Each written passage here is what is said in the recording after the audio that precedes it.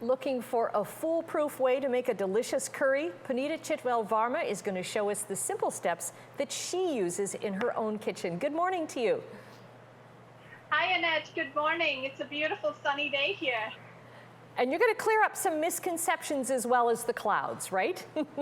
I do totally. So curry has been making all the food headlines recently, and so I thought I'll come on here and bust those misconceptions, right? And also show people my foolproof way.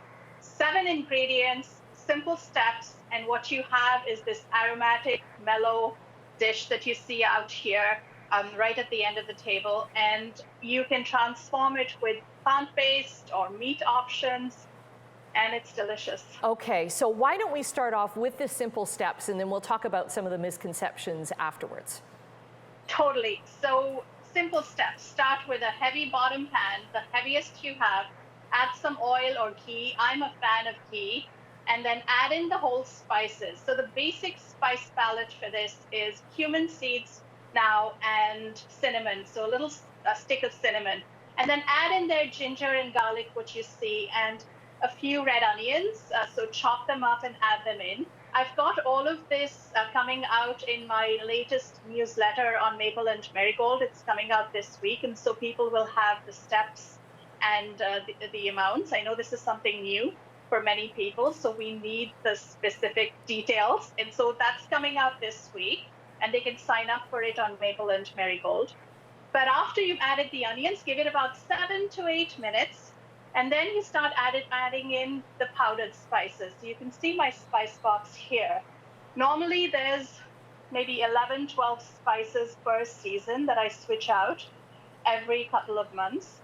This recipe, this dish takes coriander powder and cumin, and I've got a little bit of fennel seed in here. So you can add what you think your family would like, but the basic powdered spices here are coriander powder and black pepper.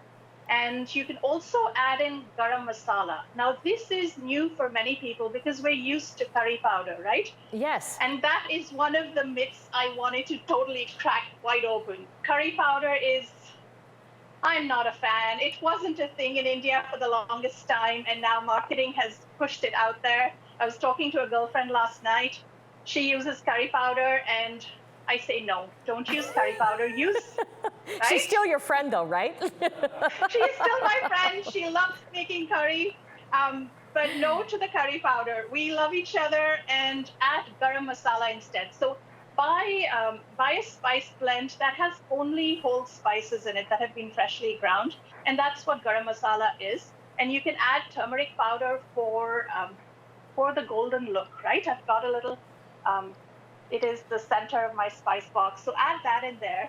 Instead of any other spice blend, if you want to look for a garam masala, which is either made in India or or is selling in an Indian grocery store. I know Loblaws and a couple of other superstore stores have them too. Okay. So add that in, and then add the tomatoes. So chop tomatoes, give it another 7 to 8 minutes, toss it all up. That's what you will see as it starts cooking down, and you'll see a little sheen of oil all around it. And that's another misconception, that you can add only certain flavors. This is a building block. So curry is one of the basic building blocks for so many communities and regions in India and in Asia, right? There's Japanese form of curry and Thai. So this is the very basic North Indian style curry. And in here now you can add chicken, tofu, paneer, which is the Indian soft cheese. You could also totally add strips of beef in there. I say go good quality meat if you're using meat in here. Use a little bit of it, add some beans, and add some other plant-based options, and it makes for a delicious meal. Okay, and you say that this is super easy to make, and that it really, like you say, it changes with the seasons, and it changes from region to region within India. Totally. So as you go further south, below the Vindhya Mountains, which are the mountains that kind of go halfway through India, as you go further south, you'll see more coconut milk being used, more peppercorns.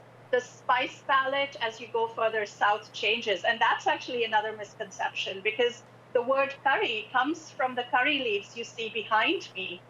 But in most regions in India, curry leaves are not actually used in curry, but it's an anglicized version. And generations ago, when the Britishers were in India, the name stuck. And so once the name stuck, Okay. curry it is. Curry it is. Okay, as you mentioned, all the details on the recipe are going to be up on your blog, Maple and Marigold, and we'll put that link in our website, chch.com. Thank you, Puneeta. I've learned so much this morning. I'm so glad. Lovely to meet you.